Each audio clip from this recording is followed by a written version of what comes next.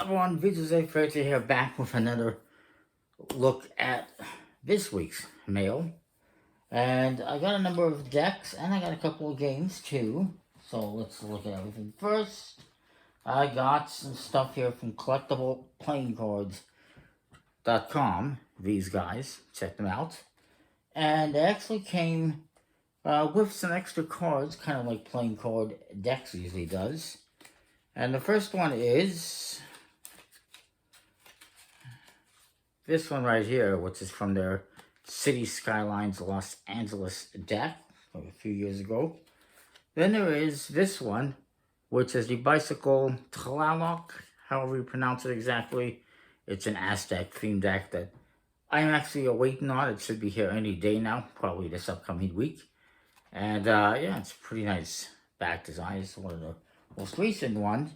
And then there's this one, which is their latest deck, the Poker Cats deck, which is actually one of the decks I got in this order, the Bicycle Poker Cats. Why they didn't release this alongside the Poker Dogs, I don't know. It's just like a 2-deck set. Why not release them together instead of 2 weeks apart?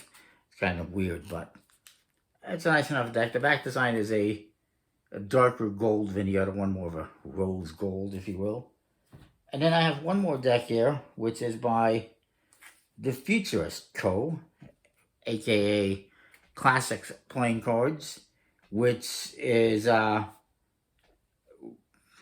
was run by the son of Mike from Collectible Playing Cards, so they're kind of like a secondary company of theirs. This is the last deck they did, but it came out a couple of years ago now, actually. It is the Bicycle Diner Dames. I never picked it up before. I figured, what the heck, might as well. It's kind of interesting. It's got these, well, food with legs. Artwork is, it's by some artist, I do believe. I'll figure that out. But that is what I got from there. Then I got a couple of decks that came from Black Ink Playing Cards. I was a little bit surprised by this when I got this tracking information. I'm like, Black Ink? I didn't order anything from them. I don't remember backing their last project. But here they are sending me something. Turns out it wasn't something they did. It was a different Kickstarter, though. And it is for the Apollo Playing Cards by Revival Design Company. I came with this nice card. And what I got is 2 of the Apollo decks. There's this nice blue one, kind of a standard one. Of course, these are based on a vintage deck from the National Playing Card Company. And then I also got one of the very nice limited edition ones with a sexy foiled tuck case. So there's that. Next, I have here, well, I got this one, which I got from Noble Knight Games. It's not a game, well, sort of. It's a deck of cards, but it's also a game.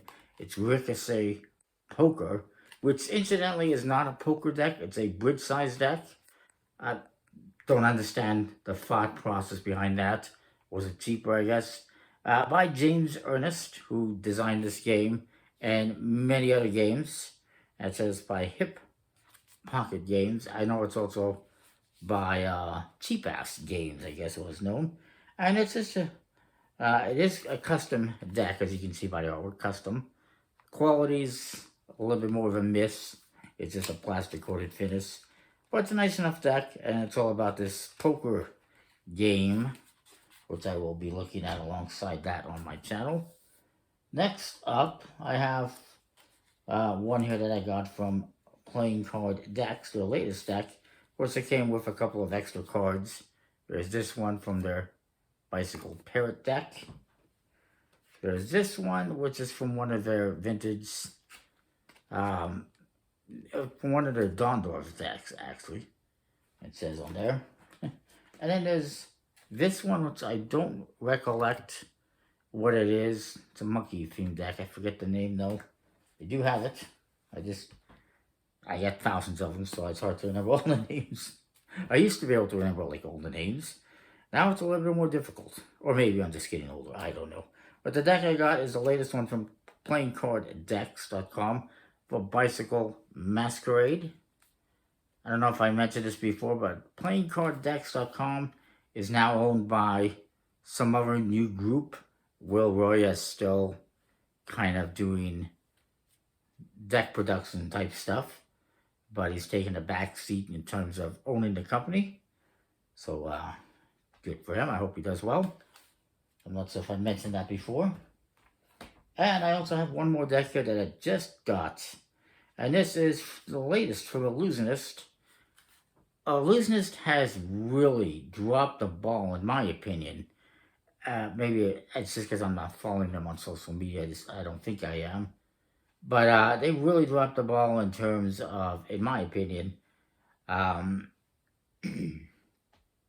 promotion and of new decks and stuff like that. I don't see a lot of emails from them.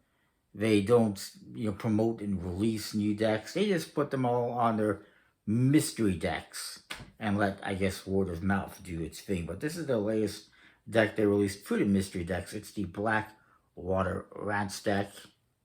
Pretty nice letterpressed box. The cards, in case you're wondering, I'll show you the back design. It's this repetitive pattern. Illusionist likes to do stuff like that. It's got some modifications to the face. It's pretty nice, all things considered. The most shocking thing for me is seeing that it says here, printed in China. Interesting. I haven't seen them. Did they give up on Cartamundi? I don't know what's going on there. But that's the first one I think I've noticed from them printed in China. And then I got a couple of games. The first one is an older game that came out a little while back. It's hard to find though. Sorry, I'm just fixing the box here. It's upside down. It came out in 2015 by Ravensburger. It's an older game. It's hard to find, especially in this version. It is Monster Trick, which, yes, you might have guessed by the title, it is a trick-taking game. The twist in this one is that you're going to be doing 3 different tricks at the same time, basically. And you can choose when to play to this trick or that trick, or when to start a new trick. It's pretty interesting, I will say. It's a little bit easier to find in its German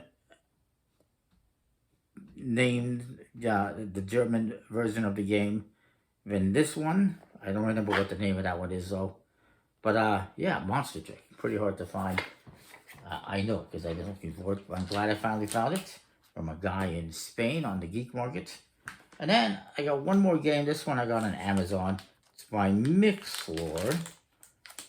And it is Ramen Fury. No, it's not food. Although it looks like food, it's actually a game. It reminds me of a deck of cards or two that I've gotten that come in a package. And I've actually heard a story of someone who brought this home and their wife opened it up and put this in the pan. I kid you not. That was a story I heard on another video on YouTube. I believe it though. It looks like freaking ramen. It'd be easy to get confused. Don't cook it. Don't eat this. Don't cook it. Play it though. It's kind of a cool set collection game where you're trying to make bowls of ramen. Why not? I like it. So that is it for this week. Comment, like, subscribe, let me know what you think. We'll see you next time more. Thanks for watching. See ya.